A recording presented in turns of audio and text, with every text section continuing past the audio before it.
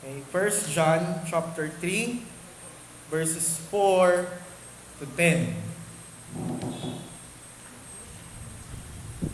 I will be reading from ESV. At ito po yung sinasabi dito. 1 John 3 verse 4 hanggang 10. Everyone who makes a practice of sinning also practices lawlessness. Sin is lawlessness. You know that He appeared in order to take away sins, and in Him there is no sin. No one who abides in Him keeps on sinning. No one who keeps on sinning has either seen Him or known Him. Little children, let no one deceive you. Whoever practices righteousness is righteous, as He is righteous. Whoever makes a practice of sinning is of the devil, for the devil has been sinning from the beginning. The reason the Son of God appeared was to destroy the works of the devil. No one born of God makes a practice of sinning, for God's seed abides in him, and he cannot keep on sinning because he has born of God. By this, it is evident who are children of God and who are children of the devil. Whoever does not practice righteousness is not of God, nor is the one who does not love his brother. Tayo po ay manalangin. Father God, these passages are so strong. Alam namin na ito ay hindi ganun kadaling lunukin, iswallow, O God. Alam namin na ang mga passages na ito ay hindi madaling tanggapin sa aming damdamin sapagkat kami ay makasalanang, meron kami mga makasalanang katawan, Panginoon. Subalit, dalangin ko, O Diyos, na sa pamamagitan ng aming mga tatalakayin sa umagang ito, hayaan niyo po na tulungan niyo kaming makita ang paraan at ang posibilidad ng kabanalan. Kayo po ang siyang manguna sa amin, Panginoon. At dalangin ko po ang iyong pagkilos sa aming kalagitnaan. As we go on in studying and in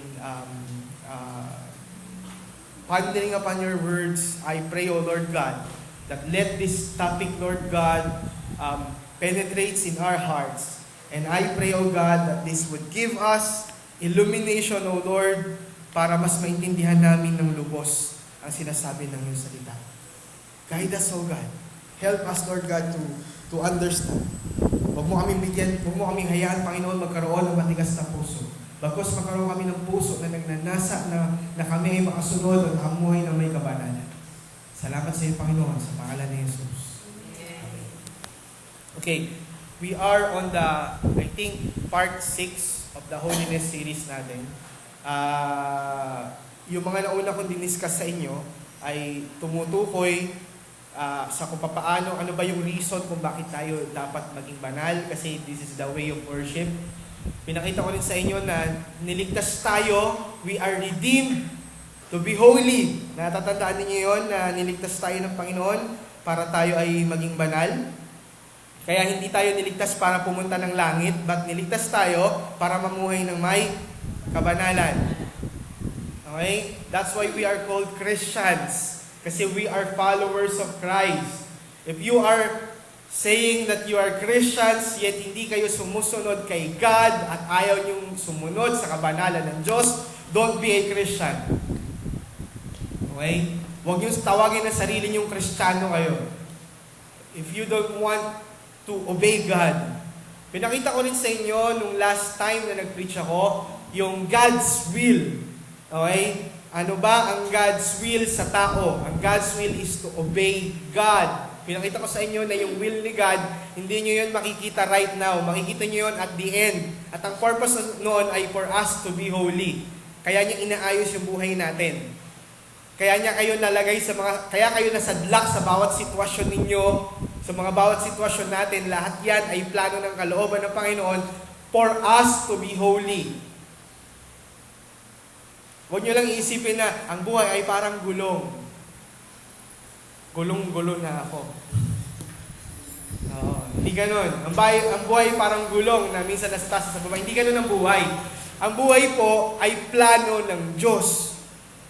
Okay? Ang buhay po, nakaplano yan. Ngayon, ang pinaka-plano talaga ng Panginoon is for us to conform to the image of His Son, Jesus Christ. Yun yung pinaka-plano niya. Ngayon, yung mga sitwasyon na nangyayari sa buhay natin, that is His way for us para tayo ay maihulma ng tama sa hulmahan ng Diyos. Kung paano tayo huhulmahin according sa kagustuhan niya. Okay? Ngayong umaga, what I will going to show you this morning is, ipapakita ko sa inyo, Pastor, posible ba talaga na ang tao ay mamuhay ng may kabanalan? Do you think it is possible for us to live a holy life? Posible ba yung Pastor? Araw-araw nagkakasala tayo eh. Sino ba dito hindi nagkakasala? Bigyan ko 100. Dali. Taas kamay. Dali, yung hindi nagkakasala, bibigyan ko 100. Sigurado ako, ipupusta ko yung 100 na yun, kahit yung anak ni Juday na yan. Ganyang kaliit, kakagawa ng kasalanan yan. Hindi kailangan turuan yan. Gagawa at gagawa ng kasalanan yan. Tama? Yes.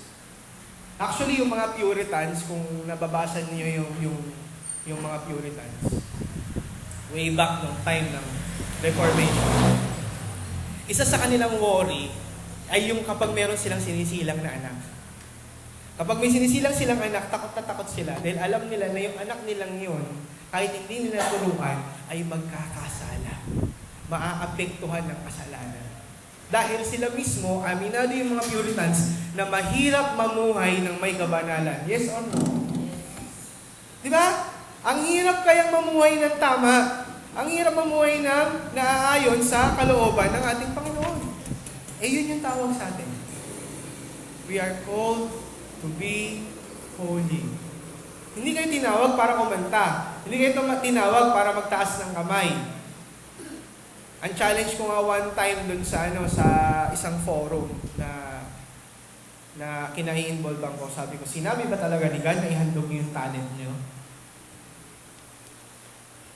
Magbigay nga kayo ng passage sa Bible na sinasabing hinihingi ni God yung singing, acting talents ninyo. Bakit yan ang basihan ng pagiging matured, active spirituality sa church? Bakit yan ang sukatan ng ministry? Pag magaling ka sumayaw, pwede ka sa dancing ministry. Pag magaling ka kumanta, magaling ka tumugtog, pwede ka sa praise and worship. Kailan naging ministry, quote and quote talaga sa Bible? Kailan talaga hiningi ni God yan? Kaya natin yan ginagawa to help the church. Pero, required ba yan ni God? Ano ba talaga nire-require niya? Hindi ba nakakatakot yung requirement niya? Ano requirement niya? Diba? Holiness. Your life as a living sacrifice. That is your spiritual act of worship. Kailan sinabi sa Bible na ang worship ay sumigaw kayo ng haleluyang malakas? Meron ba? Sinabi ba sa Bible, isigaw niyo yung haleluya malakas? Nasabihin pa ng pastor, sabay-sabay tayo mga kapatid. Bibilang ako ng 3. Pagbilang ko ng 3, sisigaw tayo ng malakas sa hallelujah! Yung ba talaga ang worship? No. We are called to be holy. So, is it possible for us to be holy? Anong problema? Ang problema, we always think God, yung grace niya is too gracious. Alam niyo yung ibig sabihin ko nun? Sobrang bait ni God. Papatawarin ako ng Diyos. Lahat ng kasalanan ko, naiintindihan niya ako. Meron ako ni-rebuke dati kasi praise and worship leader siya. Tapos, nagsasama sila, hindi sila kasal ng kanyang kinakasama. Tapos sabi ko sa kanya, hindi ka ba natatakot sa ginagawa mo? Kasi, nangunguna ka sa church, tapos ayaw mong magpatuwid. Sabi niya, Pastor, huwag niyo po akong husgahan. Si Lord lang po nakakaalam ng puso ko. Sabi ko, ano po ba kailangan husgahan sa'yo? Ayaw mo nga eh. Ang tigas na nga ng ulo mo eh. Ayaw mo na nga. Tapos you lead. Kumbaga, mapapalampas ko pa yan if you're not leading eh. Kumbaga, you are learning. Pwede ko pang tanggapin na nagtututo ka, tapos sabihin mo sa akin, Pastor, hindi pala po namin kaya, pero we do. Gagawin namin yun. Bigyan nyo lang po kami ng panahon. Pero proud ka pa, ando ka sa unahan. Tapos sasabihin mo sa akin, huwag kitang husgahan kasi si Lord lang nakakaalam ng puso mo. Iniisip mo na mabait ang Diyos at papatawarin ka niya or papalampasin ka niya. Ang Panginoon po ay nagpapatawad. Malinaw yun? Yes. Pero hindi po siya nangungunsinte. Hello? Nagpapatawad ang Panginoon, pero hindi po siya nangungunsinte. Magkaibang bagay po yun. Tama? Halimbawa ang mga magulang, ganito. Sino dito ang mga matagal ng nanay at tatay? Ayaw, Sister Bitad, si Jake. Lahat po ba ng kasalanan ni Jake, pinalo nyo siya? Hindi lahat, di ba? May mga times na, oo. Hindi, saka may mga times alam nyo, pero hindi nyo siya pinalo, right? Oo, iiyak agad. Pero may times, di ba? Ako kahit sa kambal eh, may mga times na hindi ko sila sinisuheto. Hindi lahat ng pagkakataon. Pero hindi ibig sabihin nun, kinusinti ko sila. Okay? May mga times. Pero hindi pa pwedeng palalampasin mo. You will deal with it. Ganon din si God sa atin. Hindi porket lumampas yung isang bagay at walang tumamang dilubyo sa'yo, eh hindi ka na ididil ni God. Hello? Hindi porket tahimik ang Diyos ngayon, ibig sabihin okay na yung ginagawa mo. Naunawaan niyo po ako? Hindi porket tahimik si God, eh okay lang na magpatuloy ka sa ginagawa mong kasalanan. There will always be a time that God will punish that sin.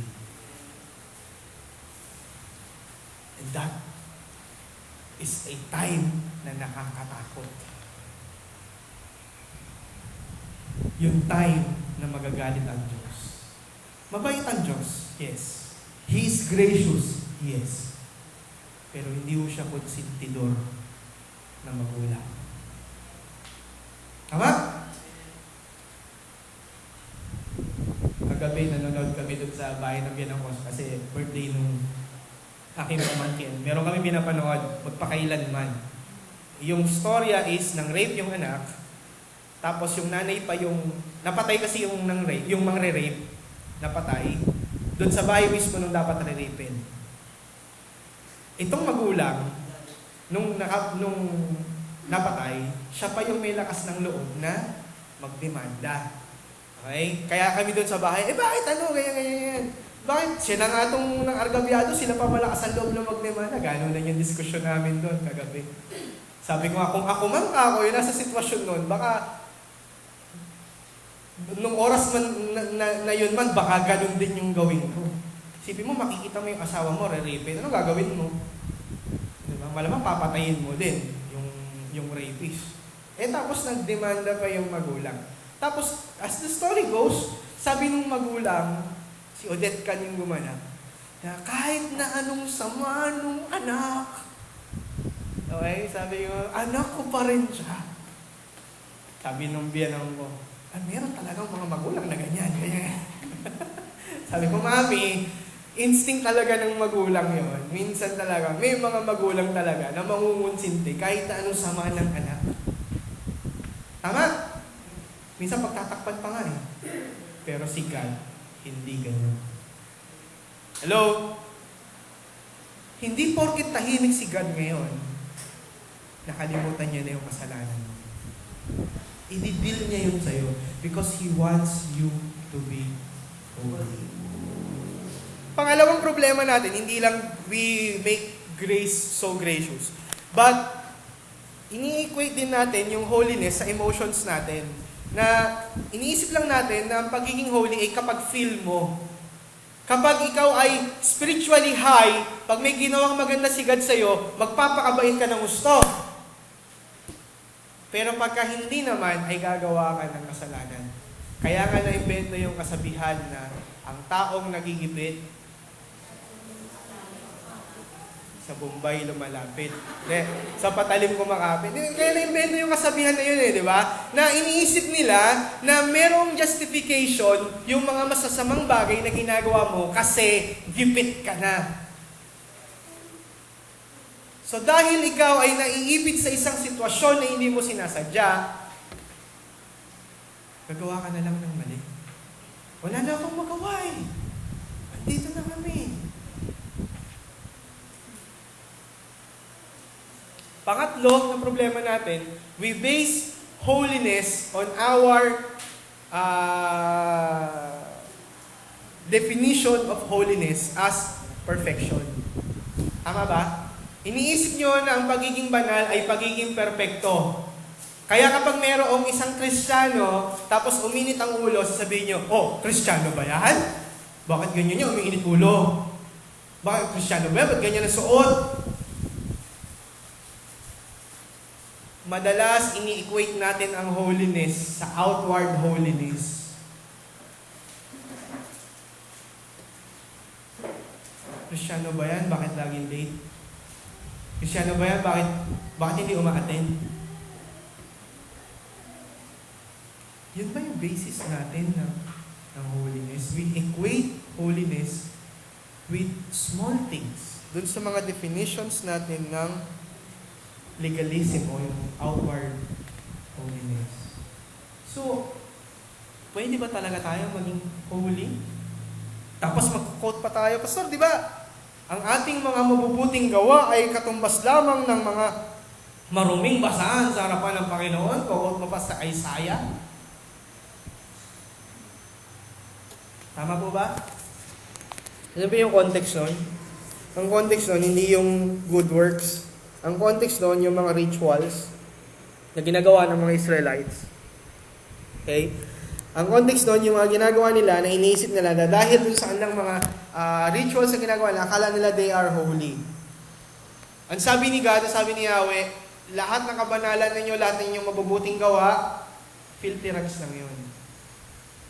Okay? So, is it possible really for us to be holy? Ano sagot nyo? Yes or no?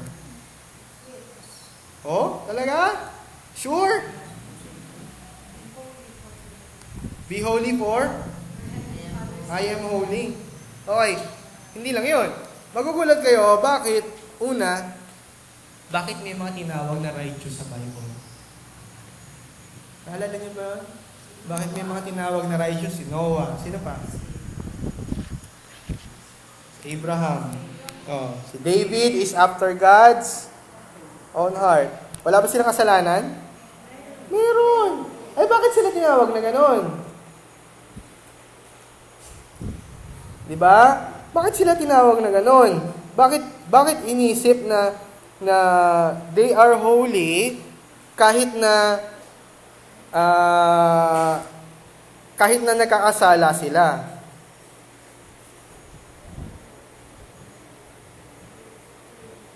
Ano sa tingin nyo?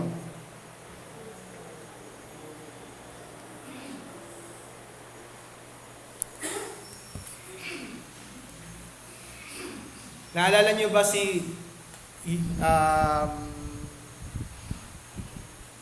meron ako dalawang na naalala sa Luke. Tingnan nyo yung Luke chapter 1 verse 6. Tingnan yung Luke 1 verse 6.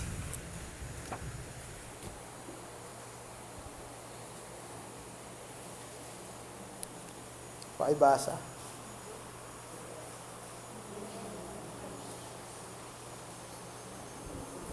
Sabi, sino yan? Sino po?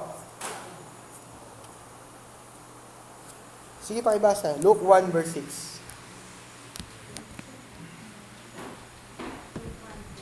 Apo. And they were both righteous before God, Sino daw?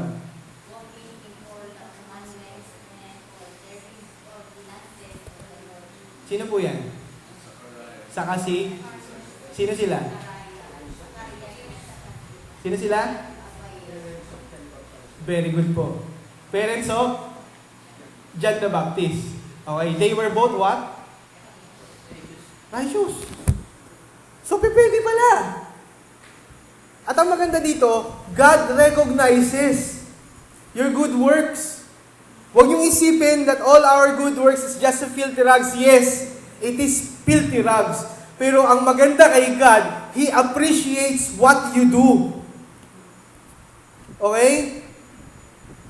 Ang paggawa po ng kabanalan ay hindi pagpapaimbabaw. Alam ni God kung nagpapaimbabaw kayo. Pero when you do your righteousness, okay, with whole heart, when you do your righteousness honestly with God, He recognizes that. Sino sa inyo, ito si Alvin. Alvin, ano ang unang-unang nakita mong development sa baby niyo ni Pearl? Yung simula nung pinanganak, yung tipong parang natuwa ka kasi parang may development na siya. Umingiti na ba? Dumidilat na mata? Yung mata niya. Nung nakita mo yon, anong ginawa mo? Nung nakita mo, anong nangyari sa'yo? Masaya ka, right? Even the smallest thing that your child have done. Tama? Anong feeling mo? Yung kaliit-liitang bagay na ginawa niya. Pagdilat lang, meron kang joy, right? How much more si God? When you do righteous, holy things honestly before the Lord. Ano sa tingin niyo yung mararamdaman ni God? Masaya. Alam niyo yung merong commercial yung Lucky Me. Sabi, sa isang saglit lang, isang daang yakap ang bigay ko. Sa isang minuto lang, halik ko ang uulan sa'yo. Nakita niyo yung ginagawa doon ng bata? Anong ginagawa ng bata? Sino nakapanood ng commercial na yun? Happy we tayo. Hindi niyo ba napanood yun? Yung commercial ng Lucky Me? Anong ginagawa ng bata doon? Una, sinusukat niya yung nanay niya. Kumuha siya ng pentel pen, tapos pumunta siya sa likod ng nanay niya, sinukat niya yung nanay niya kung gaano siya kalaki, gaano kalaki yung nanay niya. Tapos sumunod, umupo siya sa sopa, tinitingnan niya ng pentel pen gaano kalaki yung tatay niya. Okay? Tapos, pumunta siya sa bintana, yung kuya niya, sinusukat niya kung gaano kalaki. Tapos yung ate niya, tinitingnan niya kung gaano rin kalaki sa kanya. Hindi naiintindihan ng mga tao doon sa bahay kung ano ginagawa ng bata. Alam ko, kahit kayo, hindi nyo rin naiintindihan to eh. Okay?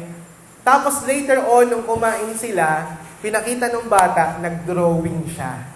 Sinusukat niya sila para ma-drawing niya yung laki nilang lahat. Okay? Tapos pinakita niya doon, we are happy family. Happy we. Masaya kami. Okay? Alam niyo kung ano yung reaction ng family? Hindi naman maganda yung drawing ng bata eh. Pero ang saya-saya. Okay? Alvin, mararamdaman mo to pag nag-aral na yung anak mo.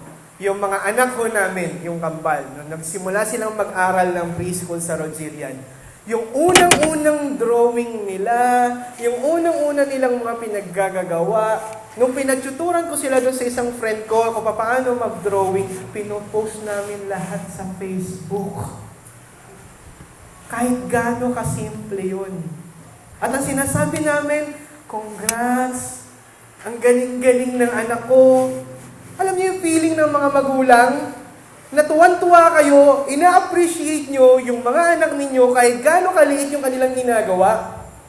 O yung mga mga nagtatrabaho sa JC Wolim, hindi nyo ba nakikita yung mga parents? Kahit na yung mga nanay, kahit na yung mga anak, wala namang pinagagawa talaga sa school, yung mga nanay, galing-galing na anak ko. Di ba? Pag kami program, di ba, gaganong-ganon lang naman dun sa, di ba? Sa harapan, gaganong-ganon lang naman yung anak. Pero tuwan-tuwa yung mga parents talaga, yung camera nila talagang nakikipag-git-gitan pa. Do you understand what I'm telling you? God appreciates every single holiness that we do. Nakikita niyo yun. At dapat masaya tayo that God appreciates everything and kaya nga, He gives rewards, kaya nga ini-encourage niya tayo to do holiness. Tapos merong kapalit. Kaya nga, seek ye first the kingdom of God, and all these things will be added unto you. Ini-encourage tayo ni God to be holy, and He will reward us. Kaya it is possible for us to be holy. Okay? Yun yung una.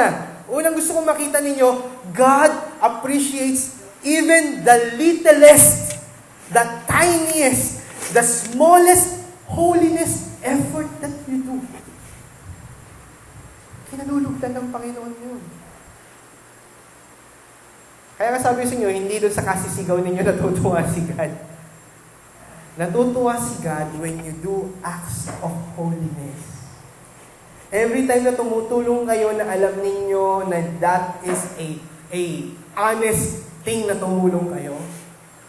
Every time na nagiging honest kayo na hindi nyo inuumit yung pwede nyong umitin. Every time na hindi kayo nandadaya na pwede kayong mandaya at nakakita kayo ng opportunity at hindi kayo nandaya, God sees all of those things. Every time na nagiging honest tayo kay God, alam niya yun. Nakikita niya yun. Hello? Pangalawang bagay na gusto ko makita ninyo, hindi lang siya nag-appreciate. Okay? But He also warns us against doing sin. Kaya nga makikita ninyo na ang Bible ay punong-puno ng pagpapaalaala, huwag mong gagawin to, huwag mong gagawin niya, huwag mong gagawin to. Ibig sabihin, pwede talaga nating hindi gawin. Pwede tayong umiwas. God warns us against doing sin. Diba? Number one, He appreciates and encourages us to the tiniest, smallest holiness effort. Pangalawa, sinasabihan niya tayo na huwag niyong gagawin yan. Kaso mayroong mabigat na problema. Ano yun? Pastor, ang hirap. Tama? Nung last week, sabi ko nga dun sa mga kaibigan ko sa forum, kay Pastor Dave, kay Lakay. Sabi ko, appreciated. Na-appreciate ko yung appreciation. Okay. Pero sa totoo wala talagang pwedeng kahit sino pa, kahit pastor pa, na pwedeng purihin yung kanyang buhay. Dahil lang tayo maraming palpak. Hello? May mga palpak din ako. May mga kapalpakan din ako sa buhay ko. And even me is always been reminded of God not to do this, not to do that. Okay? At may mga times that I'm crying before the Lord, Lord, ang hirap sumunod sa iyo. Kaya nyo maiintindihan si Paul, yung sinabi niya na yung gusto niya, hindi niya magawa. At yung ayaw niya, yun yung nagagawa niya. He is pertaining to sin. Yung struggle inside. At alam ko na hindi lang ako nakakaramdam ng kahit kayo. Hello? Mas masarap kayang mag-give in sa sin. Tama? Come on, huwag na tayong magpaka-plastic, magpaka-ipokrito. Lahat tayo mas madaling mag-give in sa sin. Maaaring iba-iba lang yung levels natin. Okay? Yung iba mas madaling magsinungaling, yung iba mas madaling mag-chismis, yung iba mas madaling gumawa ng gantong bagay. Iba-iba lang tayo. Tama po ba? Iba-iba lang tayo ng sins kumbaga, ayaw tawagin kahinaan. Iba-iba tayo ng sins na umaatake sa buhay natin. Hello? Tama? May mga tao na inaatake ng lust, may tao na inaatake ng immorality. Iba-iba yung umaatake na sins. But all of us has Meron. Tama? Meron.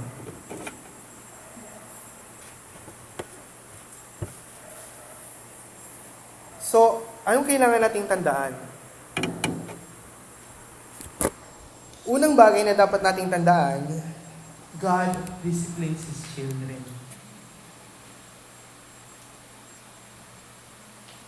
God disciplines His children. Pangalawa, God is always merciful and gracious. Ibig sabihin, kung nagpe-fail man tayo, hindi ibig sabihin na itatakwil na tayo. Kaya nga ang ganda nung analogy kung bakit si God ay tinawag na Father. Kaya, hindi lang siya Father ni Jesus Christ as God the Father, but in-encourage din tayo ni Jesus to call God the Father as our Father.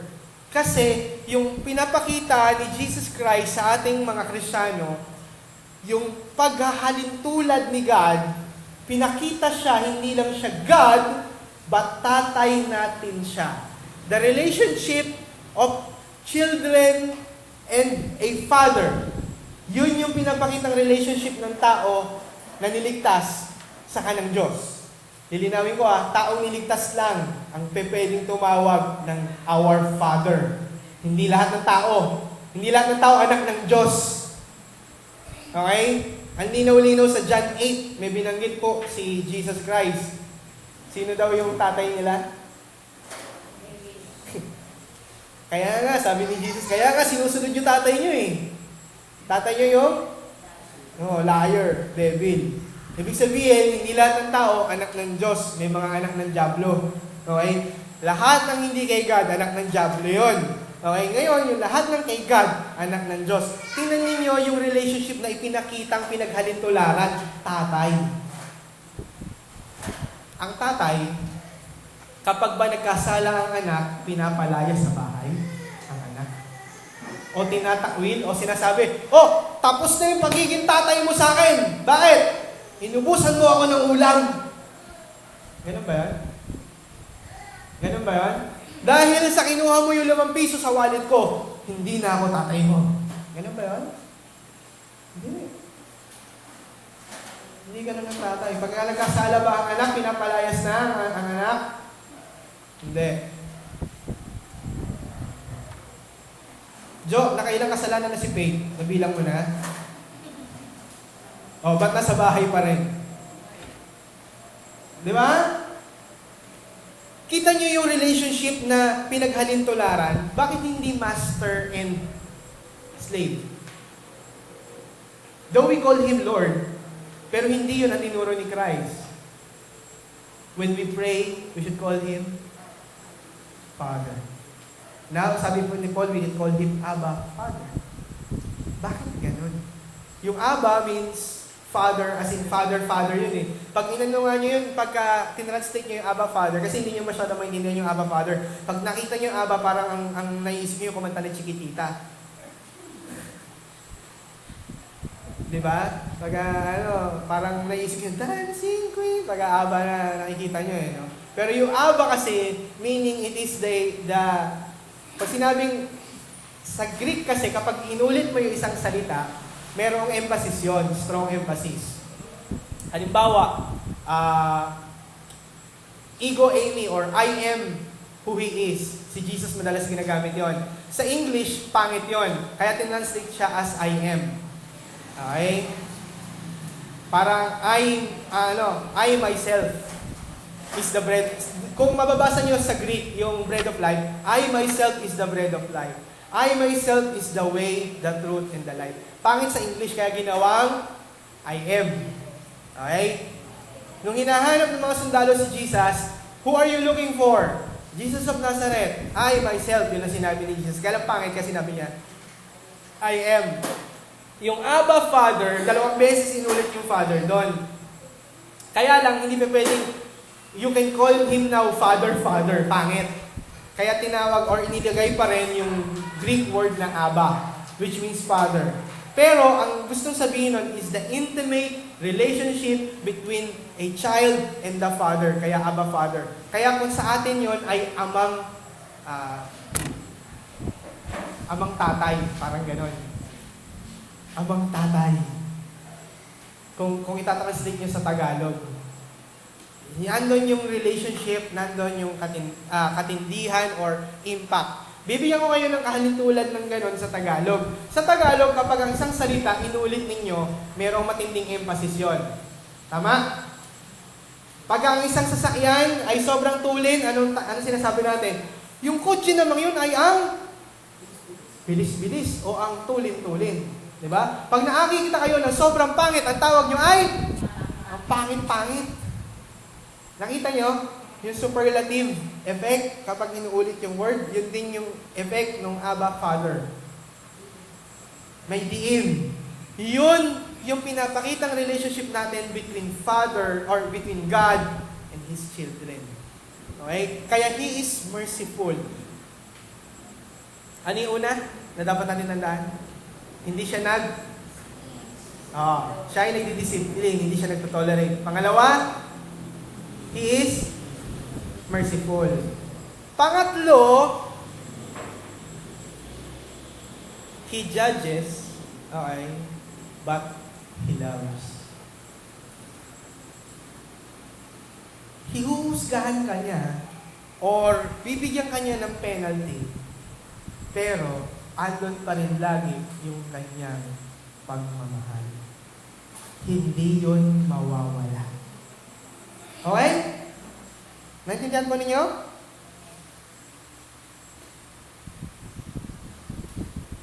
Ngayon, dadako tayo, Pastor, paano ito mangyayari?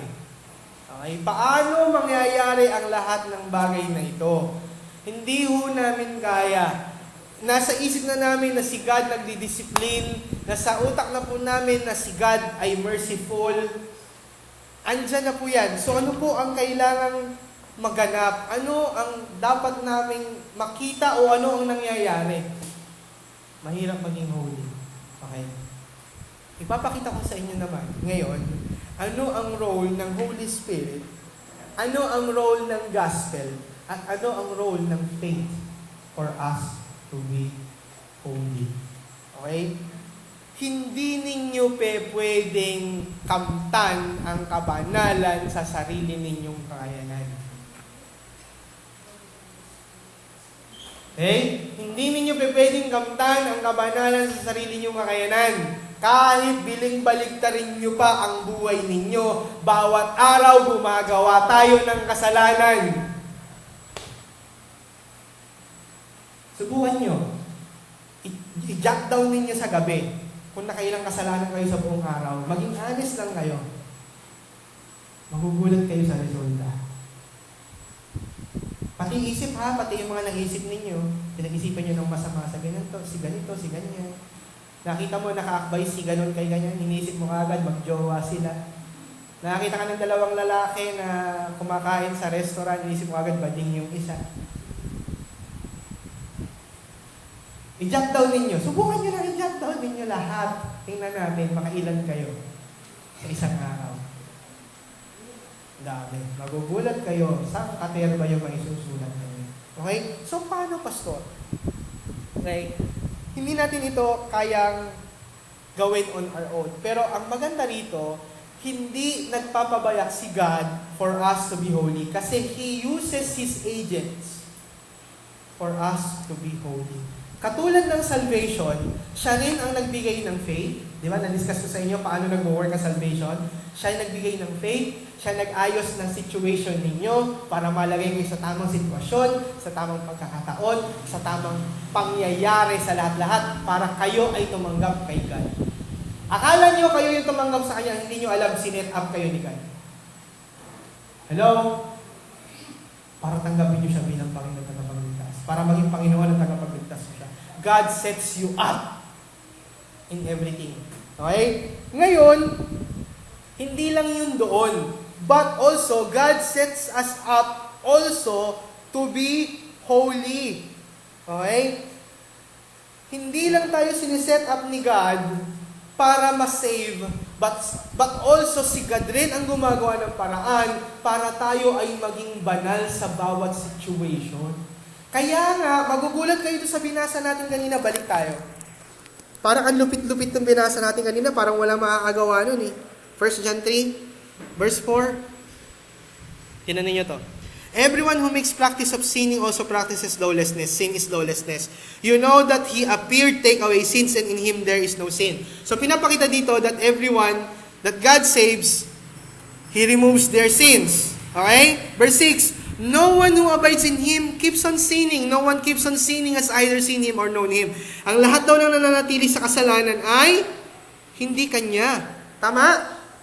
Hindi kay God. Lahat na nag-stay sa sin, hindi kay God. Tignan niyo yung verse 7. Little children, let no one deceives you. Whoever practices righteousness is righteous and he is righteous. Whoever practices of sinning is of the devil, for the devil keeps on sinning from the beginning. The reason the Son of God appeared was to destroy the works of the devil. No one born of God makes practice of sinning. God's seed abides in Him. Yung binhi ng Diyos ay nananatili sa tao at iyon yung tutubo sa tao for him to avoid sinning and abide in righteousness. Ano yung seed na yan? Ano yung agents ni God na ginagamit niya for you to be holy? Kahit sa pagiging holy natin, si God ang nagwo-work nun. At yun yung gusto kong makita ninyo. Number 1 is the Holy Spirit. Okay? The Holy Spirit's works is to make you holy. Sabihin nyo sa katabi nyo, ang trabaho ng Holy Spirit ay para pabanalin ka.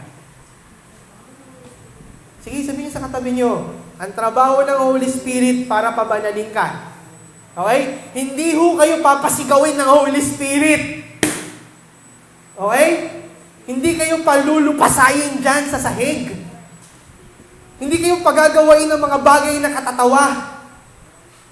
Ang purpose ng Holy Spirit, kaya siya Holy Spirit, to make you holy and not to make you unholy. Di ba yung mga practices ngayon na pinupuspos daw ng Holy Spirit, mukha bang holy?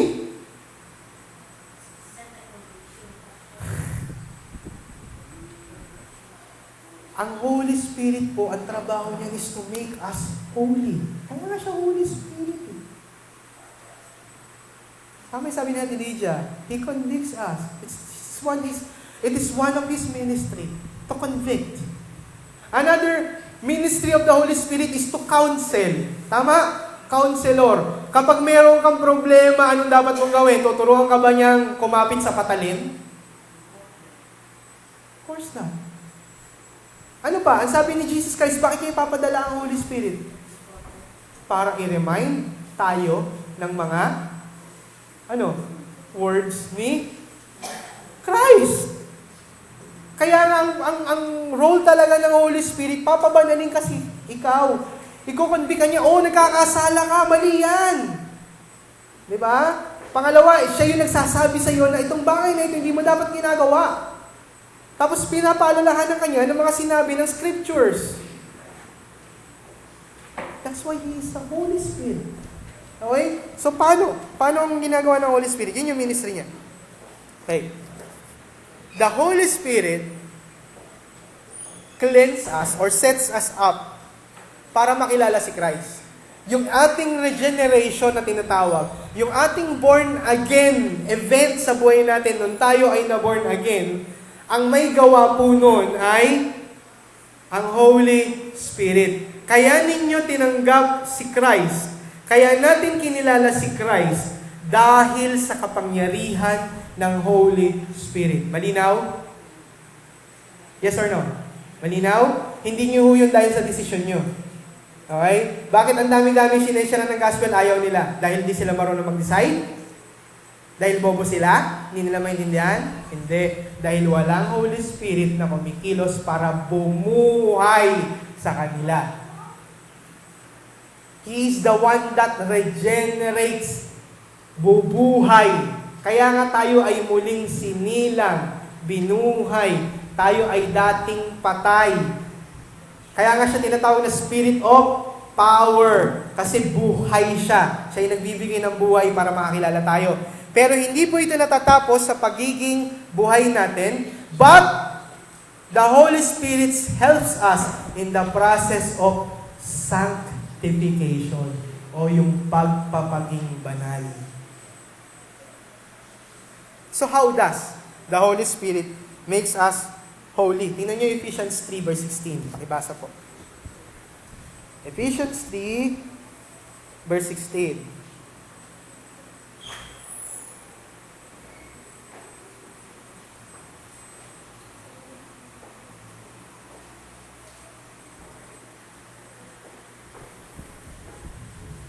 That according to the riches of His glory, He may grant you to be strengthened with power through His Spirit in your inner being. Anong ibig sabihin yan?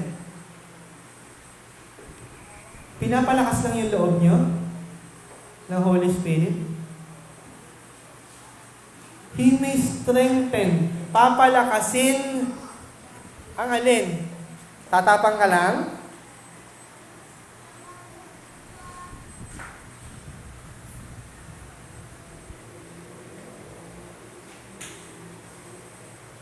Tingnan nyo kung ano yung effect. 17, so that Christ may dwell in your hearts through faith, that you being rooted and grounded in love, may strength to comprehend with all the saints what is the breadth and length and height and depth, lahat ng faculties, kumbaga lahat ng dimensions, and to know the love of Christ that surpasses knowledge, that you may be filled with all fullness of God. Ibig sabihin, ang trabaho ng Holy Spirit, when it is said here by Paul na i-strengthenin tayo, yung lahat ng ating faculties sa pagkakaunawa kay God, ipapaunawa yon ng Holy Spirit. Naintindihan niyo? Yung inner being natin, yun yung pinapalakas niya para maging grounded tayo sa love, sa understanding kay God. Kaya yung ating lalim, yung ating lawak, yung ating taas ng unawa natin sa Diyos ay makukumpleto dahil sa ginagawa ng Holy Spirit.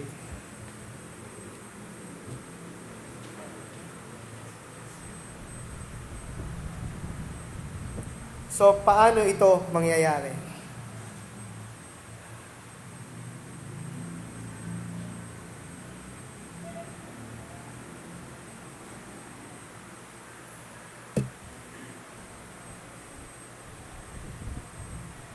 Tingnan niyo po yung Romans 8, verses 9 to 13.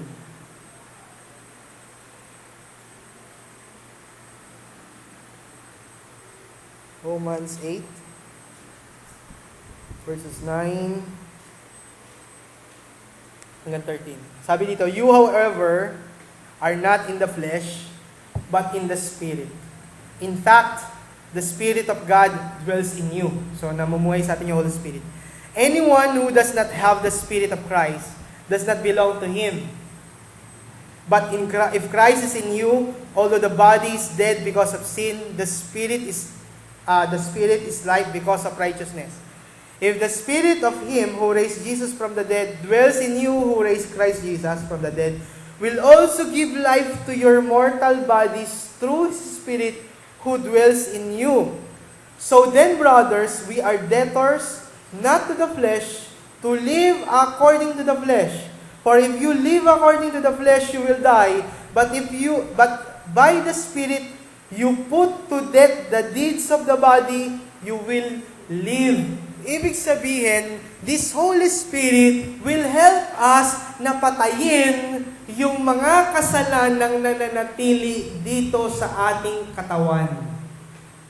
Tutulungan tayo ng Holy Spirit na unti-unting patayin yung mga kasalanang nananatili sa ating katawan. Ang tanong kung nananatili ka pa rin dyan sa sin na yan at wala kang kagusto-gusto man lang, nakatiting man lang na mawala yan sa'yo.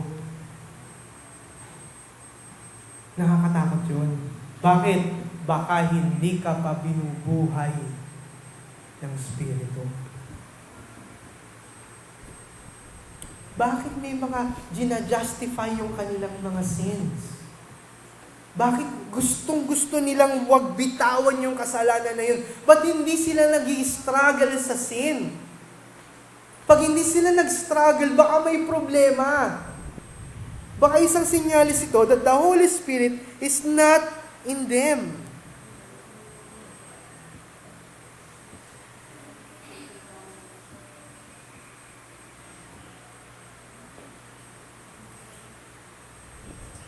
Okay? Kaya nga siya tinatawag na Spirit of Light. Kung natatandaan ninyo. Ngayon, tingnan natin. Simulan natin anong ginagawa niya. Puntahan natin sa John 16, 7 to 11. I hope na matapos ko ito, pero sa tingin ko, magkakaroon tayo ng part 2 nito next week. John 16,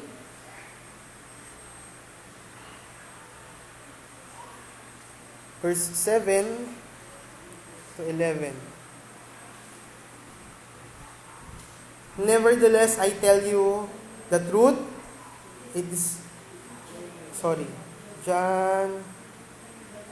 Tama, 16. John 16 verse 7. Tama. Nevertheless, I tell you the truth. It is your advantage that I go away. For if I do not go away, the Helper will not come to you. But if I go, I will send him to you. And when he comes, anong sabi? Ito yung sabi ni Ate Lydia kanina. He will convict the world concerning sin and righteousness and judgment. Concerning sin, because they do not believe in me. Concerning righteousness, because I go to the Father and you will see me no longer. Concerning judgment, because the ruler of the world is judged. Ang daming concerns. Tama? Nakita niyo kung ano yung mga concern? Concerning the sin, concerning righteousness, concerning judgment. Ipapaalala nitong Holy Spirit yung sin, ano yung righteousness, at ano yung judgment. Nararanasan niyo po ba yun? Honestly. Pag nakagawa ba kayo ng sin, may conviction? Meron bang conviction na, uy, ito yung tama, ito yung dapat mong gawin? Nagkakaroon ba kayo ng holy desire? Uy, tumulong naman tayo dito. Uy, itong kailangan natin puntahan. Nagkakaroon ba kayo ng ganung holy desire? O bahala siya sa buhay niya, wala akong pakialam. Basta Lord, provide mo yung gusto ko. Okay na yun. Pag wala kayong holy desire, nakakatakot yun. Pag hindi kayo bumabait araw-araw, pag simula nung naging Christian kayo, hindi kayo nai-improve. At mas lalo pa kayong lumalala. Nakakatakot yun.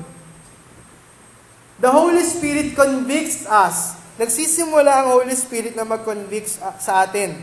Okay? Pangalawang ginagawa ng Holy Spirit, He illuminates us. Okay? Number 1, He convicts us. Pangalawa, He illuminates or He illumines His Word. Kaya nga siya tinawag na lamp or light. 1 Corinthians chapter 2, verse 6 hanggang 16. I hope na nauunawaan ninyo yung aking mga pinagsasasabi dito. I hope na maging makabuluhan ito sa ating lahat. 1 Corinthians chapter 2, verse 6. Let among the mature we do impart wisdom, although it is not wisdom of the age or of the rulers of this age who are doomed to pass away, but we impart a secret and hidden wisdom of God, which God decreed before the ages for our glory. None of the rulers of this age understood this, for if they had, they would not have crucified the Lord of glory. But it is written, what an eye has seen, nor heard the heart of man imagine what God has prepared for those who love Him. These things God has revealed to us through the Spirit, for the Spirit searches everything, even the depths of God. For who knows the person's thoughts except the spirit of the person which is in him? So also no one comprehends the thoughts of God except the Spirit of God. Now we have received not the spirit of the world, but the Spirit is from God, that we might understand the things freely given us by God, And we impart this in words not taught by human wisdom, but taught by the Spirit, interpreting spiritual truths to those who are spiritual. Ibig sabihin, hindi ito maiintindihan ng sino man lang. Okay? Maiintindihan lamang ito ng mga iniimpartan ng Holy Spirit. Kaya magtataka kayo, bakit kayo naiintindihan nyo? Sila hindi. Pareho lang kayo ng Bible na binabasa. Tama? Yung binabasa ng Bible ng Roman Catholics, ng Iglesia ni Cristo, at ng mga iba pang relihiyon dito sa Pilipinas, lahat po ay may tatak ng Philippine Bible Society, which is a born-again group, a Christian group under PCEC. Bakit hindi nila naiintindihan yung naiintindihan natin? Because there is no Holy Spirit that imparts wisdom to them.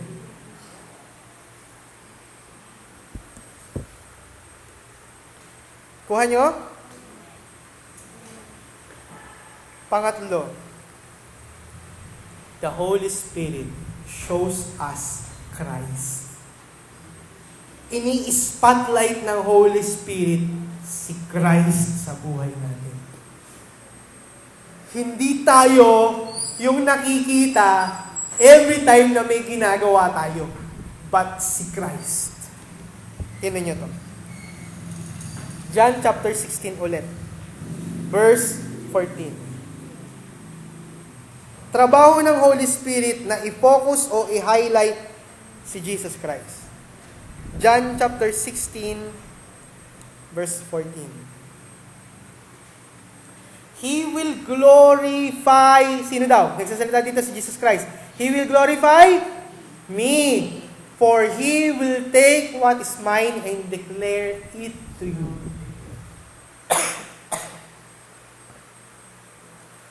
Ipapaunawa ng Holy Spirit lahat ng ginagawa ni Christ sa buhay natin. Okay? So to summarize, ano yung ministry ng Holy Spirit? He convicts, He illuminates, and He focuses Christ in our lives. Maha-highlight, matataas si Jesus. Kaya hindi niyo makukuha si Jesus ng yung kakanta lang ngayon. Tatanghal kita, itataas kita. Hindi niyo makukuha ng ganun si Jesus. Isasabihin niyo lang, Lord, ikaw ang itataas sa buhay namin at ibababa namin sarili. Hindi niyo makukuha ng ganun. Mangyayari lang yun kapag naunawaan niyo talaga. At mangyayari yun hindi dahil sa inyong sarili unawa, kundi dahil sa kagagawan ng Holy Spirit.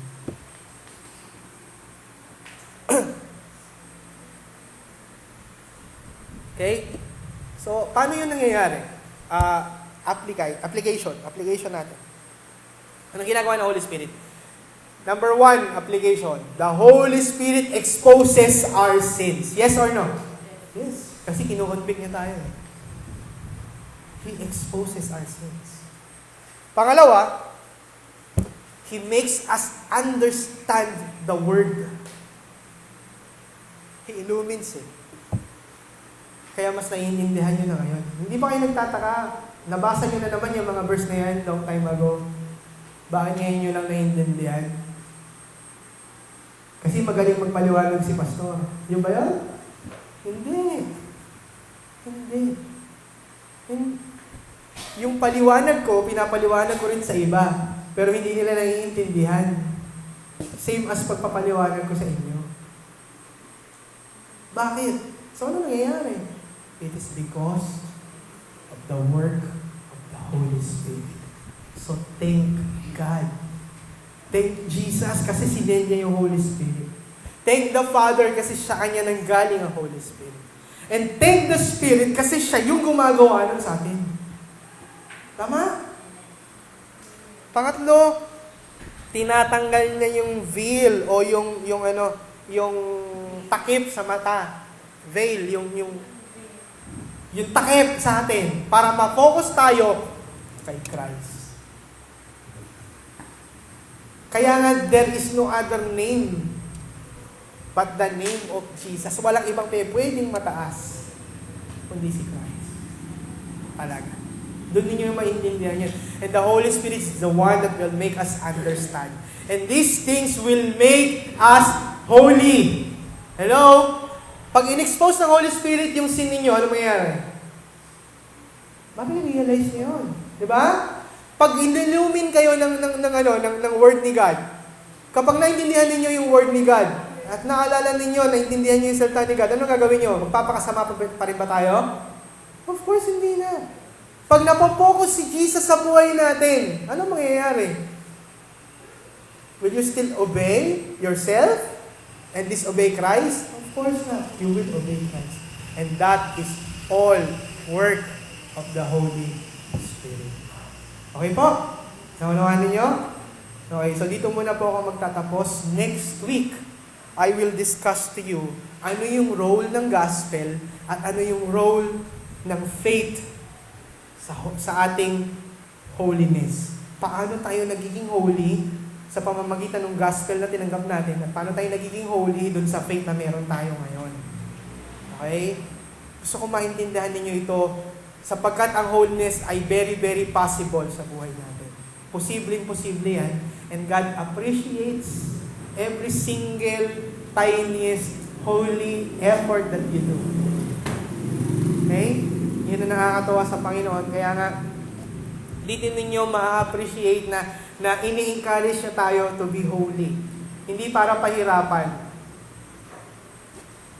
Di ba pagka, ewan ko kung nagbibigay kayo ng reward sa mga anak ninyo, o sige anak, pag ginawa nyo to, Jollibee tayo. Di ba?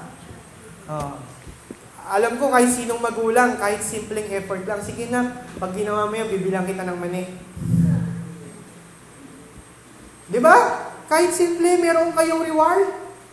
Tama ba? May magulang ba dito na hindi nagbigay ng reward sa anak? Wala. Ang bait-bait naman ng ano ko. Tawa naman. Oo, di ba? Mag-alimunting-munting nga lang yung mga anak nyo nun eh. Tontuwa na kayo eh. Di ba? Sasayawin lang yung mga bata. Alimunting-munting. Tontuwa na tayo nun eh. Mag-close open na lang.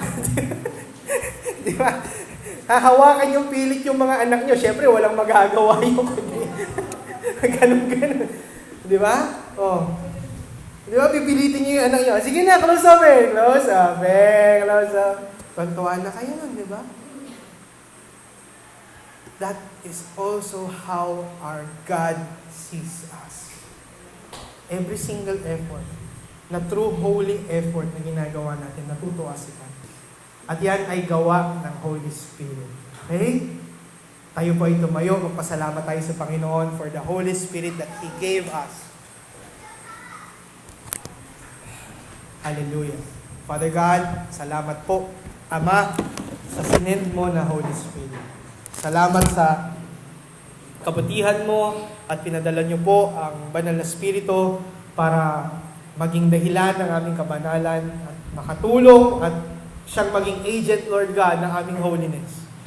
The reason why is the Holy Spirit is to make us holy, to give us the conviction, the understanding of the Word, and focusing to Christ.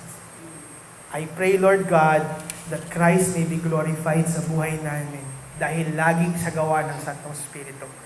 Help us, Lord God, to be holy sa bawat sandali, Panginoon, ng aming buhay. And though we fail, and we know that we will for sure, still, Lord God, we thank you because you do not tolerate us.